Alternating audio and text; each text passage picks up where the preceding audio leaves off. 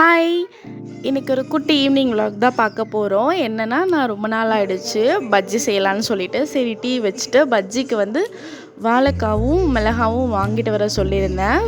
தம்பியை ஸ்கூல் விட்டு கூட்டிகிட்டு வரும்போதே வாங்கிட்டு வந்திருந்தாங்க. நான் வந்து ஃபஸ்ட்டு வாழைக்காவை க்ளீன் பண்ணி கட் பண்ணி எடுத்துக்கிட்டேன். அதுக்கப்புறம் வந்து பஜ்ஜி மாவில் கொஞ்சம் தண்ணி ஆட் பண்ணி அதையும் கலந்து எடுத்து வச்சுக்கிட்டேன்.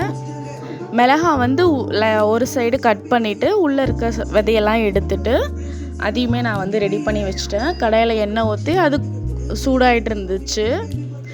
ஏன்னா குட்டீஸ் வந்து போண்டாவை விட பஜ்ஜி தான் விரும்பி சாப்பிட்றாங்க. சரி ரொம்ப நாள் ஆயிடுச்சுல நம்மளும் பண்ணலாம் அப்படின்னு சொல்லிட்டு தான் இன்றைக்கி பண்ணோம். எண்ணெய் சூடானதுக்கப்புறமா வாழைக்காய் மிளகாவை வந்து மாவில் பரட்டி எடுத்து போட்டு வேக வச்சு எடுத்துக்கிட்டேன்.